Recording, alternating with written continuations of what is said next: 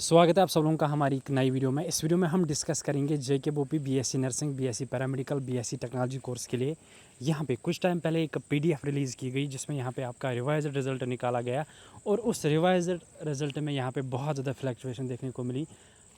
कुछ ऐसे कैंडिडेट्स भी हैं जिनके मार्क्स बहुत ज़्यादा कम थे, अब उनको बहुत ज़्यादा मार्क्स दिखाए जा रहे हैं।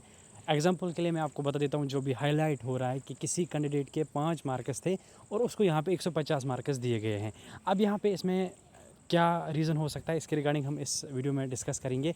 बाकी यहाँ पे हमने क्लियर भी इसके रिगार्डिंग करने की कोशिश की, तो हमें जो रिप्लाई मिला, जो आंसर मिला, वो हम आपके साथ शेयर करेंगे। वीडियो बहुत ही ज़्यादा इंपॉर्टेंट होने वाला है क्योंकि रिजल्ट पे हर टाइम इशू होता रहता है, तो वीडियो ज़रूर एंड तक देखना। सबसे पहले आप सब लोगों से रिक्वेस्ट रहेगी कि अगर आपने अभी तक हमारी चैनल को सब्सक्राइब नहीं किया है, सब्सक्राइब ज़रूर करना। इसके अलावा हमारे साथ व्हाट्सएप टेलीग्राम पर जुड़ सकते हो, लिंक आपको डिस्क्रिप्शन मिल जाएगी, कमेंट बॉक्स में मिल जाएगी, ज्वाइन ज़रूर करना। बाकी जितना हो सके इस वीडियो को शेयर करना अपने दूसरे दोस्तों के साथ, ताकि उनकी भी हेल्प हो जाए, उन तक भी अपडेट पहुँच जाए और वो भी इस चीज़ को सही से समझ सके। तो चलिए वीडियो को स्टार्ट कर लेते हैं। तो स्क्रीन पे आप क्वेश्चन देख सकते हो। ये क्वेश्चन अभी बहुत ज़्यादा वायरल हो रहा है, जिसमें यहाँ पे जेकेबोपी से सवाल किया जा रहा है कि यहाँ पे अगर एक कैंडिडेट, जो कि यहाँ पे आप स्क्रीन पे देख सकते हो 154 इसका स्कोर दिखाया जा रहा है नए रिज़ल्ट में। जो पहला रिज़ल्ट था इसमें यहाँ पे 5.50 था। अब इतनी ज़्यादा फ्लक्चुएशन कैसे आ सकती है, तो ये क्वेश्चन हर जगह पूछा जा रहा है और बहुत ज़्यादा स्टूडेंट इस पर कन्फ्यूज़ भी हो रहे हैं। क्या स्कैम हुआ है, क्या कोई बग है, या इसके रिगार्डिंग क्या क्लियरिटी होगी। देखिए, ओवरऑल जब मैंने इसके रिगार्डिंग क्लियर करने की कोशिश की तो मुझे जो पता चला वो मैं आपको बता देता हूँ।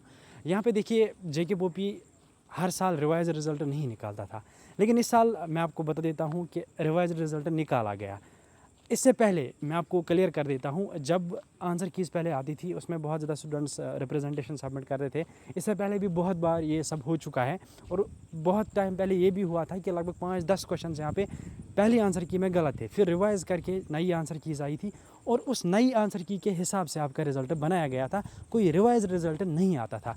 आंसर की जब चेंज हो जाएगी तो ओबियसली जो एमआर की मार्किंग है वो उसी रिज़ल्ट के बेस पे निकाला जाएगा ना, जो नई आंसर की आएगी तो उसी के हिसाब से आपकी मार्किंग हो जाती थी। तो यहाँ पे ये क्लियरिटी आपको पहले मिलनी चाहिए कि रिवाइज रिज़ल्ट निकाला क्यों गया। देखिए, इसमें जो रीज़न लिखा गया है, जब आपको नोटिफिकेशन दी गई, इसमें लिखा गया है कि रिवाइज्ड आंसर कीज़ निकाली, उसके हिसाब से हमने नया रिज़ल्ट बनाया। तो देखिए, ये कोई जेन्युइन रीज़न नहीं है, ये आपको क्लियर होना चाहिए। क्योंकि अगर पहले आपकी आंसर कीज़ निकाली गई, उसके बाद यहाँ पे आपने रिप्रेजेंटेशन सबमिट की, उसके बाद उनके पास तो सही आंसर कीज़ आई ना, तो जो रिज़ल्ट निकाला गया वो सही आंसर कीज़ के हिसाब से ही निकाला गया था। तो यहाँ पे पहला जो रिज़ल्ट आया था वो भी सही आंसर कीज़ के हिसाब से ही निकाला गया था, लेकिन यहाँ पर उन्होंने ये रीज़न मेंशन किया हुआ है। तो ऑब्वियसली आप सब लोगों को क्लियर होना चाहिए। ये बस आपको इसलिए कहा गया है क्योंकि ताकि आप डिस्ट्रैक्ट हो जाओ, आप जो सही रीज़न है वो समझ ना पाओ। अब सही रीज़न मैं आपको बता देता हूँ। सही रीज़न ये हुआ होगा कि देखिए, जो पहले रिज़ल्ट आया था उसमें यहाँ पे बहुत ज़्यादा एरर्स थे।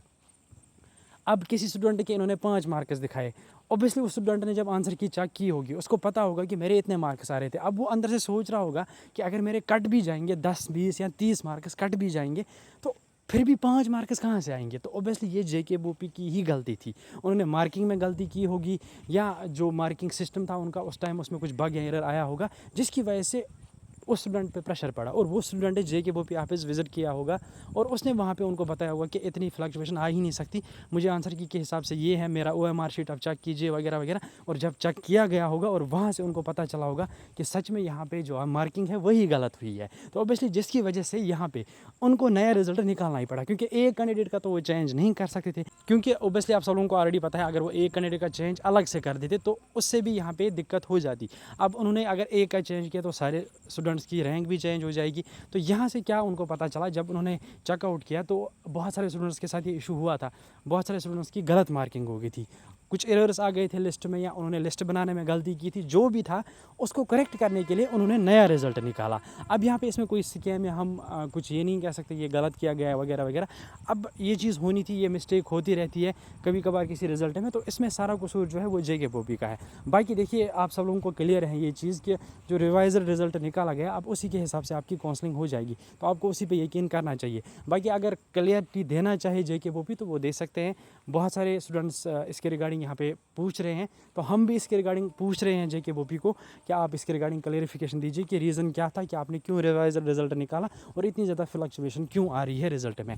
अब ये आप खुद भी कर सकते हो, क्योंकि जो यहाँ पे JNK के स्टूडेंट्स एसोसिएशन है उन्होंने भी इसके रिगार्डिंग पूछा है। बाकी मेल वगैरह आप कर सकते हो, उनको कॉल कर सकते हो, ग्रीवेंस वगैरह पुट कर सकते हो, जिसकी वजह से इसके रिगार्डिंग वो क्लियरिटी दे पाए। बाकी मेरे हिसाब से मैं आपको क्लियरिटी दे देता हूँ, इसका सिर्फ एक ही रीज़न है, वो ये कि जो पहला वाला रिजल्ट था उसमें बहुत ज़्यादा गलती हो गई थी जेके बोपी के थ्रू, चाहे मार्किंग में या चाहे लिस्ट बनाने में, तो वो ठीक उन्होंने की रिवाइजर में। बाकी आंसर कीज़ का कोई लेना देना नहीं है इसके साथ, क्योंकि आंसर कीज़ के रिगार्डिंग पहले ही मैं आपको क्लियर कर देता हूँ, जब पहले आंसर कीज़ आती है उसके बाद रिप्रेजेंटेशन सबमिट होती है, फिर नई आंसर की के हिसाब से ही आपका रिजल्ट बनता है। तो ऑब्वियसली जब ऑलरेडी नई आंसर की के हिसाब से रिजल्ट बन चुका था तो दोबारा रिजल्ट निकालने की क्या ज़रूरत थी। तो यहाँ पे हमें यही साबित होता है कि जेके बोपी के जो एरर्स लिस्ट में थे या मार्किंग में थे, उन्हीं की वजह से ये सब हुआ। अब उनको दोबारा से रिजल्ट निकालना पड़ा। बाकी आप सब लोग रिप्रेजेंटेशन सबमिट कर सकते हो। कमेंट सेक्शन में अपनी राय ज़रूर बता देना। अगर आपको सही रीज़न पता है वो भी हमारे साथ शेयर करना। फिलहाल इस वीडियो में यही एक अपडेट था, मैं क्लियर करने की कोशिश कर रहा था कि ये सब क्यों हुआ। बाकी सिंपल यही रीज़न है, अब इस पर आप ध्यान मत दीजिए, काउंसलिंग पे ध्यान दीजिए। बाकी मिलते हैं नेक्स्ट वीडियो में, तब तक के लिए अल्लाह हाफिज़।